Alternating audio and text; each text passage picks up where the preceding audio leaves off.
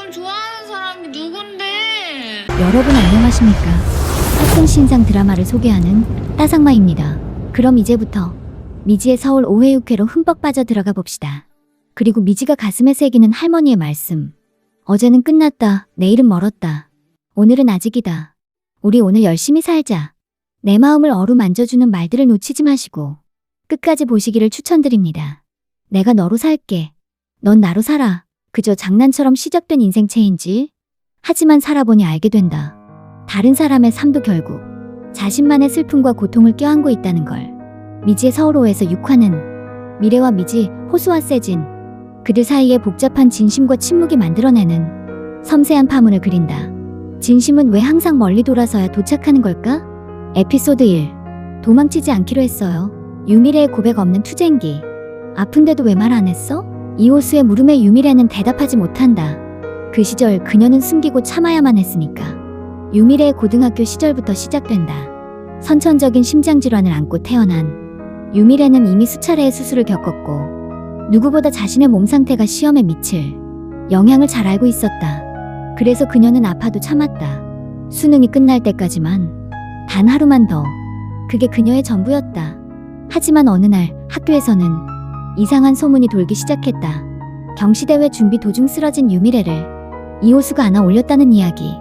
둘이 사귄다느니 밤새 같이 있었다느니 사실과 전혀 다른 말들이 입에서 입으로 퍼졌다. 그리고 그 소문은 아무리 부정해도 멈추지 않았다. 이호수는 당시 상황을 조용히 회상하며 그때 너라는 건 소문거리였을지 몰라도 내겐 그냥 사람이었어. 아픈 사람을 그냥 두고 갈 순 없었어. 그의 말에 유미래는 미소도 대꾸도 없이 그저 고개만 숙인다. 한편 서울에서는 또 다른 나를 살고 있는 유미지가 회사에서 보고서 제출을 앞두고 멘붕에 빠져 있었다.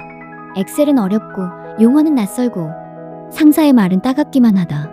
도움을 요청했지만 선임은 자료 준 것뿐이에요. 도운 거 아니에요.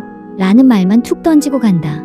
결국 제출한 보고서에 대해 상사는 대충 했네. 이건 내가 수정할게. 라는 말을 남긴다.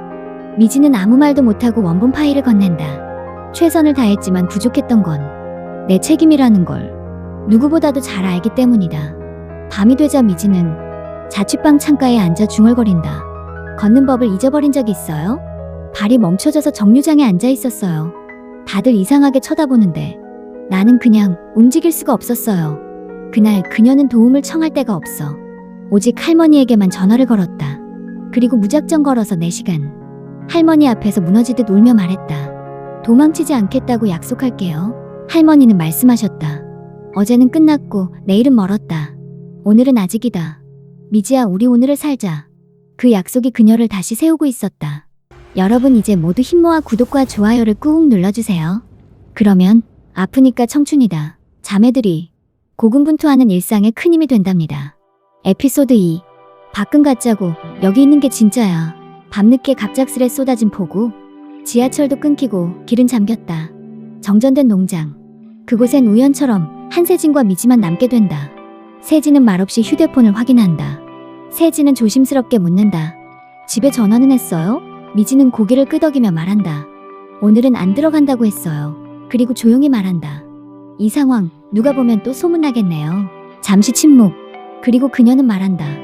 밖은 가짜고 여기 있는 게 진짜예요. 그건 그 누구보다 스스로에게 하는 말이었다. 둘 사이엔 사건 같은 고백은 없었다. 하지만 애매한 감정은 흐르고 있었다. 세진은 미지를 향한 호감을 감추지 않지만 미지는 늘 조심스러웠다. 이상하게 다가오던 그 눈빛, 딱 잘라 거절할 수 없지만 함부로 끌어안을 수도 없던 거리. 그날 미지는 자신에게 쏠린 소문 때문에 일을 그만두겠다고 말한다. 세진은 당황하며 되묻는다. 소문이 뭐 그렇게 중요해요? 미지는 씁쓸하게 말한다. 진실보다 구실이 중요하잖아요. 사람들이 믿는 건 진실이 아니라 듣고 싶은 말이니까요. 세진은 흔들리지 않는 눈으로 말한다. 그 구실을 제일 믿는 건 너야. 가짜가 진짜보다 중요해지는 건 너도 마찬가지야. 미지는 대답하지 못한다. 하지만 그 말이 틀리지 않았다는 걸 자신도 알고 있었다. 어색한 침묵이 흐른다. 그리고 조용히 세진이 말한다. 나는 너 괜찮아요. 그건 고백이 아니었고 그래서 더 진심이었다. 에피소드 3. 모른 척은 비겁한가요? 진실과 침묵 사이의 윤리. 건물주 할머니 로사. 30년 넘게 당내장탕 하나로 건물을 올린 전설 같은 존재. 게다가 로사라는 필명으로 등단한 시인이기도 하다. 그런데 그녀가 글을 못 읽는다? 미지는 어느 날 문득 알아차린다. 계약서를 유독 오래 들여다보는 모습. 메뉴판 글씨를 잘못 읽는 장면. 할머니는 난독증이거나 아예 글을 못 읽을 수도 있다는 의심이 들었다. 이호수에게 말하자 그는 조심스레 말한다. 난독증일 수도 있어요. 글 자체는 인식하는데 읽는데 시간이 오래 걸리거나 순서를 잘못 인식하거든요. 하지만 미지는 쉽게 납득하지 못한다. 근데 한국대 나왔다면서요. 심지어 시인이라면서요. 점점 더 깊은 의문. 할머니가 누군가에게 시를 대신 써달라고 했던 건 아닐까? 혹시 학력도 조작된 건 아닐까? 이호수는 조심스럽게 반박한다.